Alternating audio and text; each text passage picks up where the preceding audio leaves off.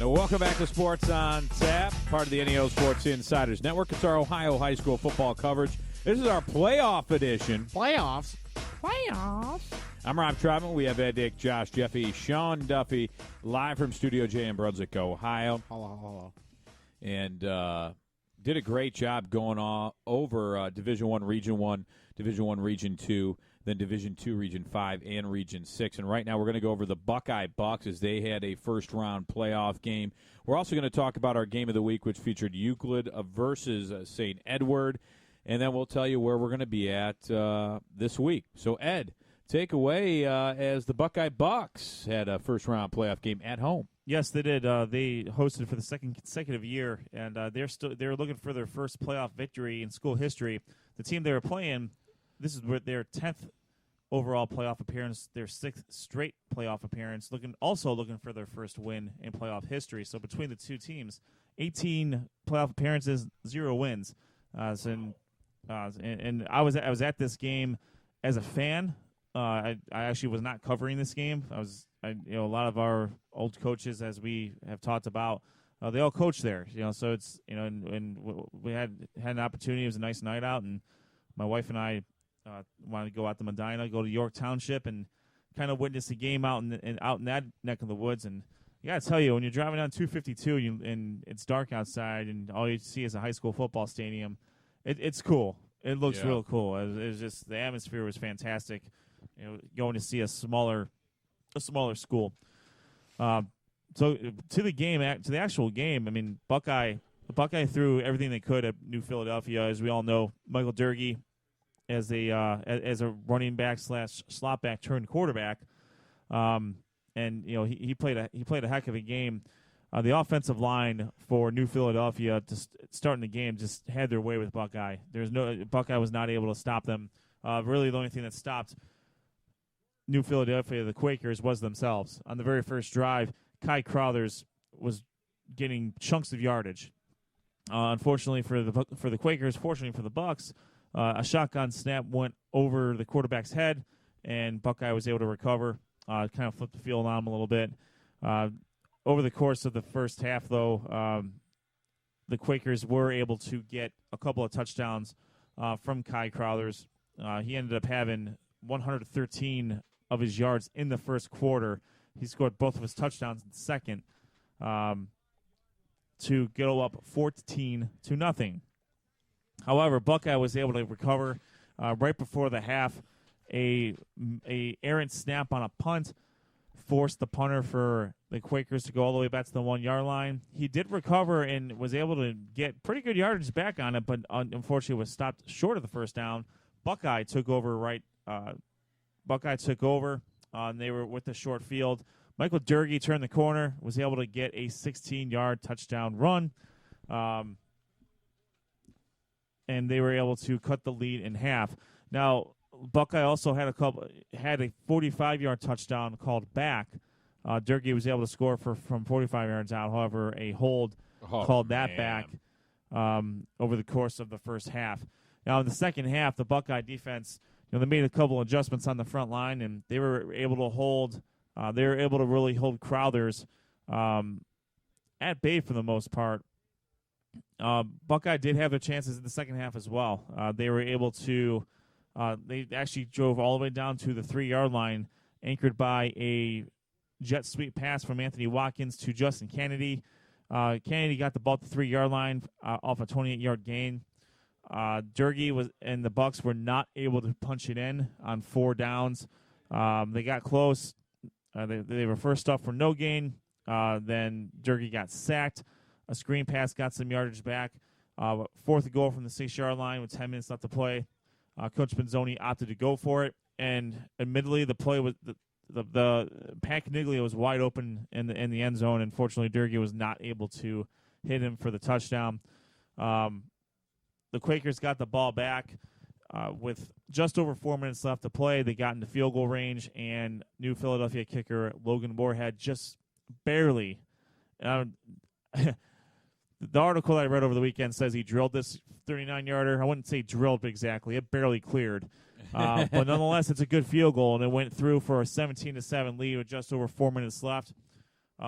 Buckeye did run the 2-minute drill. They were able to score on a Mike Durkee touchdown.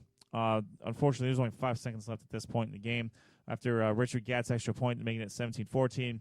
The Bucks were offside on their first onside kick attempt, and they had to re-kick it, so they got a second shot at it. But the Quakers recovered the second onside kick, and unfortunately for the Buckeye Bucks, their season ran out. They ended their season at 9-2, champions of the Patriot Athletic Conference Stars Division. New Philadelphia, with their first ever win in playoff history, will advance to take on the number 8 seed, Akron East. Akron East defeated the number 1 seed, undefeated the Alliance Marlington Dukes 50-37. Whoa. New Philadelphia will play at Northwest High School against Akron East next Saturday night at 7 p.m. The other side of the bracket for Region 9, we have quite the familiar matchup here. It's actually going to be round 2 of the Akron Holy War. Ooh. Akron Archbishop Hoban, the number 2 seed, 9-1, shuts out Howland 7-3, 37-0. They will advance to play St. Vincent St. Mary, a 42-7 winner over Dover. So just to quickly recap Division 3, Region 9. New Philadelphia, the number 5 seed, will take on Akron East, the number 8 seed, and Northwest High School. Akron Archbishop Hoban, led by Danny Clark and Todd Sibley, will take on St. Vincent St. Mary next Saturday at 7 o'clock. That will be at Summa Field at the University of Akron. Wow. Heck of a game by Buckeye. They were outmanned out front. New Philadelphia had some big boys in their team, and they were able to get something going earlier in the first, get it going in the first half. Got a couple touchdowns, but credit Buckeye for never quitting. Oh yeah. And that's something that's really befitting of those types of teams that Coach Pinzoni and those guys are associated with. You have to wonder how things would have went had had Durkee not had to be the quarterback in the entire year, and could have focused in more on his running. But yeah, you have 2 1,000-yard rushers in Durkee and Canada over the course of the season. A tough defense that they only averaged 11.2 yards, or I'm sorry, 11.2 points a game. They only gave up 17 this game. Yeah. They just unfortunately they just didn't have enough firepower to outscore the Quakers. Well, I mean, if you look at Buckeye's offense, it's built to run, it's built to control the clock, it's built to chew up yards, and you just wonder, like Ed mentioned, what effect losing their starting quarterback in the first week they lost him. Yes. What effect? Because a lot of times, a team that can run really takes advantage of the play action pass and can go over the top and has that element, so that when you take away that.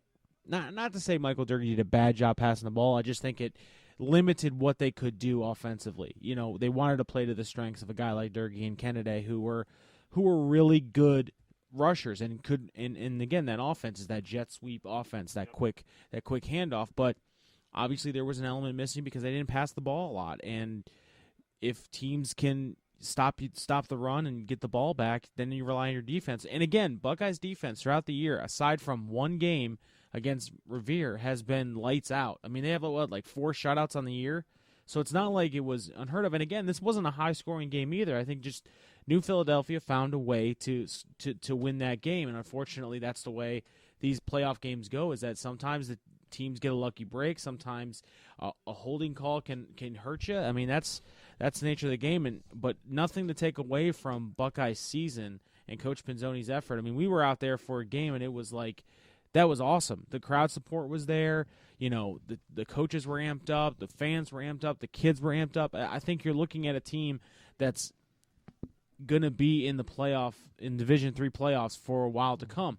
And that first win, as soon as they get over that hump of that first win, it'll start to come easier. I know that for a fact. Well, congratulations to Buckeye. They had a great year, and nothing to hold their heads about. Nope. They'll be back next year. New Philadelphia figured it out. I mean, the Buckeye Bucks defense was great all year, and, they're still a very good team. Absolutely. And, congratulations to them. Now, our game of the week which featured the number 7 Euclid Panthers taking on the number 2 St. Edward Eagles. And our very own Ed Dick covering his first I know. game. That's right. I know. Hey, Ed, how what about was that? your experience like? I mean, how was it being out with Sports on Tap covering the game? Other than it was kind of cold. Well, it was a little different than not having an active role on the sidelines, and kind of thinking about where kind of having to know when you need to prepare your kids to go out and do something, or just where they need to shuffle kids in and out. And you almost kind of did have an active role here. Euclid had a girl kicker That's that was right, yeah. kicking field That's goals, right. and Ed was watching this. And I mean, I wish I would have videotaped this. The coach, it was classic. The coach Ed Dick came out awfully quick when they were, and it was the two kickers. Just, I guess they were just going through warm-ups or whatever. We're standing over there, and me and Rob are talking. Also, we look over, and Ed is like inching his way like closer and closer to be like heads up with the field goal post, so he could see the exact form. And then he would come back and tell us what's wrong with the form. And I was like, I couldn't tell you a straight on kick for a soccer style kick to save my life at this point. But Ed's like, no, they got to do this, they got to do that. And I was like, wow, it's gonna take a while to break them habits at a football game. That's right. Yeah. I mean, she made a couple extra points against us when we played her, and I'm saying, man, maybe I should say something to her after the game just to help her out. But then we lost to him, and I didn't feel like I wasn't much to giving mood after we lost to Euclid. So, but this game, this was a Division I game, and Division I started out in new terrain. They now play on Friday nights instead of their traditional spot on Saturday night. And the defending Division I state champion, number 2 St. Edward Eagles, played host to the number 7 Euclid Panthers, representing the Greater Cleveland Conference in a rematch of last year's Region 1 semifinal contest, won by St. Ed's 33-0. Euclid, hoping to get on the board first, won the coin toss and elected to receive to get quarterback Noah Mitchell on the field to lead the Panthers. Now, this was Euclid's actually best drive of the game, was their first drive.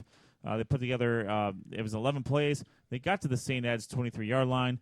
Mitchell threw for a total of 58 yards on the drive. Unfortunately, a tipped pass fell into the hands of St. Ed's Antonio Hills, effectively ending the drive. The Panthers did hold on defense, and they even got a sack on quarterback Kevin Kramer to force a punt. St. Ed's got the ball back at their own 33-yard line. The Eagles quickly went to work, drove 67 yards in about 90 seconds, capped off by a 14-yard touchdown pass from Kramer to running back Curtis Celesta, putting the Eagles up 7-0 going into the second quarter. After another stop by the Eagles defense, Kramer then found wide receiver Cordell Hoover for a 49-yard touchdown pass with just over 9 minutes left in the second quarter. After trading punts, St. Ed's Devin Maddox fumbled inside his own 30-yard line where Euclid took over. Mitchell found wide receiver Jovan Owens for a 27-yard pass on 4th and 13, keeping the drive alive, then scored on the next play on an 8-yard shovel pass from Mitchell to wide receiver Ramon Collins. Jordan Hughes hit her extra point, and the Panthers cut the Eagle lead in half to just 4 minutes, 18 seconds left to play in the half. After trading punts once again, St. Ed's started their last possession of the half with just over a minute and a half left at their own 22-yard line. Euclid lined up off sides. We saw that happen a couple times in the Browns game to help give St. Ed's a first down. 3 plays later, Kramer found wide receiver Damaris Freeman streaking past the Euclid secondary for a 48-yard touchdown pass with 25 seconds left. After Blake Stenzel's extra point, the Eagles went into the half with a 21-7 lead and receiving the ball to start the second half. That last touchdown was a little bit of a killer, I think, for the Panthers, knowing that they could have went in halftime just one possession down, and having to put their defense back on the field. Instead you give up a late touchdown, and all the momentum is down with St. Ed's as you're going into halftime. You could tell as Euclid was going into the locker room that the body language was starting to kind of show the frustration for Euclid there. They weren't, outside of that in the first half, outside of that fumble, they really hadn't crossed midfield. They really weren't making a lot of progress against St. Ed's defense. And, what do you tell your kids at halftime? You got to get them up, and when their body language, and I'm not saying anything the coaches weren't saying to them as they were walking in, because we heard them yelling at them saying, "Hey, body language, we're not out of this yet." Da da da. And, you could kind of tell there was a lot of that hanging the head, hands on the hips, not knowing what's going on, or just kind of shell-shocked, especially after that touchdown when they thought maybe St. Ed's going to salt the game away, or not the game, but the half away and take it into halftime. But yeah, and the Eagles started the third quarter at their own 26-yard line, and it just took 5 plays, ending in a 13-yard touchdown run by Kevin Kramer. The Eds changed their offense up a little bit. They threw the ball a bit more in the first half. They were able to hit the big play a couple times with a couple of 48-yard-plus touchdown passes. In the second half, they opened up with a three-headed running monster led by sophomore running back Jordan Castleberry. On that specific drive, he rushed 3 times for 56 yards to help Eds go up 28-7. The St. Ed's defense was simply stifling in the second half. Mm-hmm. They held the Panthers to just 2 possessions in the third quarter, and they also got 2 sacks of Noah Mitchell.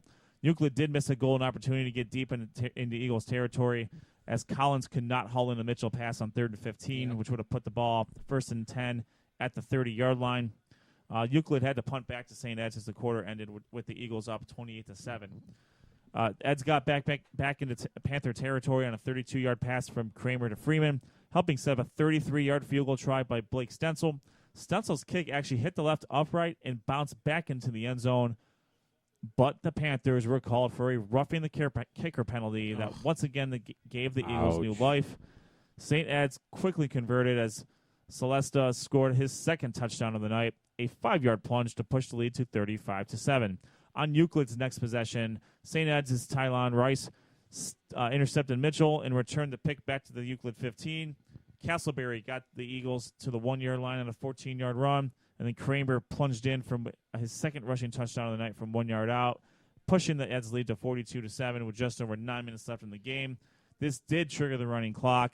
Eds was leading by 30 points in the second, Eds leading by more than 30 points in the second half. And St. Ed's successfully begins their quest for a 3rd straight Division I championship, defeating Euclid 42-7. For the game, St. Ed's quarterback Kevin Kramer was 16 of 23 passing for 209 yards and 3 touchdowns. He also ran 7 times for 52 yards and 2 touchdowns. Coach Lombardo was pretty impressed with the play of Kramer. He mentioned that he came back real well, looked real poised at home. After the first drive, they got some tempo going. They were able to hit some short passes, some crossing routes, and they obviously hit the 2 long passes in the first half. Jordan Castleberry, sophomore running back for the Eagles, he had 6 rushes for 76 yards, leading a 3-headed rushing attack that took over in the second half as the Eagles' offensive line pounded the Panthers on the ground to the tune of 23 rushes for 189 yards, complementing their aerial assault of the Panthers' defense in the first half. For Euclid, quarterback Noah Mitchell, he completed 13 of 30 passing for 144 yards and a touchdown. He also had 2 interceptions. Euclid ends their season at 7-4. St. Ed's improves to 8-2. As we talked about earlier, they will face number 3 seed and co-champions of the Suburban League National Division, Stowe Monroe Falls, who earlier defeated Cannon McKinley 35-10. The Division I Region 1 semifinals will kick off next Friday at 7:30. This game will be played at Twinsburg High School. Very nice. Not Christ. No, not Christ. Not Christ High School. Twinsburg High School is where that game is being played at. Bunch of fans from Lakewood are just like, where's Christ High School at? These regions are so weird. I'm sure they've gotten one more win than Lakewood did this year. Probably, yeah. No offense. So yeah, Euclid, as we talked about earlier, we kind of figured they were going to hang at least for the first half or so, and eventually just Ed's depth and their athletes just took over, and it was a rough go for Euclid, and that second half was just kind of a slow march, and so got to the 30-point threshold. Toward the inevitable. Yeah, I mean, again, my hat's off to the Eagles' defense holding Daquan Pruitt to, minimal yards on the ground. That's their workhorse on Euclid, and there was a concerted effort to stop him and not let him beat them, and that's exactly what happened. I mean, again, outside of a self-inflicted wound, that touchdown is almost St. Ed's fault more than it's Euclid doing well in that game, and I mean, Euclid was barely across the 50, I think, on maybe a handful of times throughout the entire game. You know, the thing, too, with Pruitt, I mean, a lot of his runs got called back because Yeah. of penalty. He found a lot of success on first down, but after that, second, third down, they tried to give him the ball in spades. They tried to draw plays, and it just seemed like whenever he was able to bust a 10, 15-yard run, something happened, and then it ended up getting called back for a penalty. And then they're off schedule because now they're behind the chain, so now they feel like they have to throw it, and they're forcing passes across the middle. It was a very impressive performance by St. Ed's all the way around, except for one mistake, and that's it. Well, I thought Euclid early on, they had a chance. They had some nice drives in the beginning of the game, that were stalled with an interception. Yeah. I actually thought, Euclid was kind of coming in with a little bit of confidence. They just drove down the field. Yep. They're kind of looking to score there. They throw that interception. They do stop St. Ed's on the next possession. They get another nice drive. They couldn't do anything with it. And then you saw kind of the players of Euclid, not to say they looked defeated, but they were a little disappointed, I think, that they couldn't do a little more with it. And St. Ed's took advantage. They went right down and scored, and, it really didn't look back. To your point, Rob, I think when on the first drive, you could see that confidence for Euclid building and building and building. And if they came away with any points at all, they would have said, okay, we're in this. They're not. But, again, you go back. St. Ed's defense, opportunistic, intercepted that ball, and you could just feel the air kind of go out of the sail of Euclid there. You could kind of see it like, whoa, wait a minute, now what? Now we're on our heels. Now again, St. Ed's didn't turn that into points initially, but you could still see, that was that's your first drive is really your most scripted drive for any coach because you could kind of dictate more so that's you coming in trying to establish your game plan. But it was very, again, my hats have to go off to this defensive effort for St. Ed's. It was fantastic and very, very, very impressive. And that's been St. Ed's calling card for the last couple of years is they play good defense and their offense is just able to capitalize on stout defensive play. Yeah, and we're heading towards a crash course between St. Ed's and St. Ignatius again, but we will talk a little bit more about Division I, Region I when we come back next week. This week, as you guys know, we were in Lakewood High School checking out this game. Guys, where are we going to go for the following week if we are going anywhere? Where in the world is sports on tap? We're going to be at Strongsville High School covering the Westlake Demons against the Olmsted Falls Bulldogs. And, this was a great game early on in the season, and I think now, especially with the atmosphere, we've been at Strongsville before. It's a great scene to watch high school football. I think it's going to be a packed house, a lot of fun, and we're really looking forward to being out there to see a Southwestern Conference showdown again in the playoffs.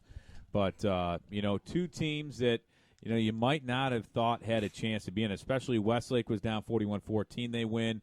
Olmsted Falls plays a tough Midview team, and they get a victory, and now they're going to meet for the semifinals in Strongsville. We'll be out there. We'll do social media. We'll have a video highlight package, and also there will be an article on neosportsinsiders.com that will be there with the game highlights and everything like that. So check that out. But there'll be updates on our Twitter, which is at SOT Podcast. Josh Jeffy will be doing that. He does a great job with sometimes you'll see some amazing pictures he takes on our Facebook page afterwards. He'll put the scores and updates and video and all that stuff. And it'll be a lot of fun. Indeed, it will be, Rob. Any last thoughts on our game of the week or anything else tonight? I'm just looking forward to getting out. I wasn't able to make the Euclid St. Ed's game last week. Looking forward to being able to get back out there this week, cover some really interesting games out there now. I think week 1 of the playoffs, some surprises for sure. And it's only going to get bigger and better as we go on. So very much looking forward to this Friday night. And my last thought, let's give credit to Sean Duffy. No, I don't want it. He did a great job on social media. Here's what it is. It's the call to the bullpen that Josh has been waiting. Like, he takes 1 week off, and I do a terrible job on Twitter. And he's like, all right, guys, I'll come back. You did a great job, Sean. And you've done it a few times now. And actually, you did it while writing an article when we were in Barberton. I got to give my hats off to Ed here. Ed wrote his first game recap for our little troop that goes out there, and he did a really fantastic job. And he was up there in the stands doing the whole – I mean, this guy loves his numbers. And he had him to crunch in that game. So it was a very well-written article, Ed. Thank you. Much appreciated. I definitely statted the hell out of this one. Yeah. More so than any other recap I've ever done. Yeah, no reason. I mean, that's kind of my thing there. So it kind of worked out well that I was able to use that to just to tell the story that I wanted to tell. And admittedly, I know there are a couple of mistakes in the article, one of which I actually had right first. And then I emailed you later because I got the Solon game mixed up with the Stowe game. Oh, okay. That was pretty stupid. That's pretty stupid on my part. That's right. It happens. It happens. It does. But I'm excited because this. Oh God, I forgot who's playing. Westlake and Olmsted Falls. You know, we were at the Westlake Avon game, and it was a really good game during the season. And I'm really excited to see. Hopefully, Westlake and Olmsted Falls is just as good of a game as those last two games have been. Yeah, and I'm sure they will. They're both really good teams. They like to put up a lot of offense, so we'll see how this one's going to turn out. Hopefully they don't put up 150 points because video highlights, I'll be up all night putting those together. But we're looking forward to it. We'll be out at Strongsville. Come say hi. Guys, any last thoughts? Have a great week. That's it. Go Browns. Wow. Go Browns. Get us a win, guys. Please, just one. Just one before I die. Wow. All right. Work for the Cubs. All right, everyone have a great week. We look forward to playoff football coming up. Not if you were 107 years old. Our show's still Monday at 7:30. You can listen live, our playoff coverage. For Ed Dick, Sean Duffy, Josh Jeffy, I'm Rob Troutman saying so long for Sports on Tap. Sports on Tap. I don't know why that's coming out weird. Sports on Tap. That's right. All right, have a great week, everyone. We'll see you later.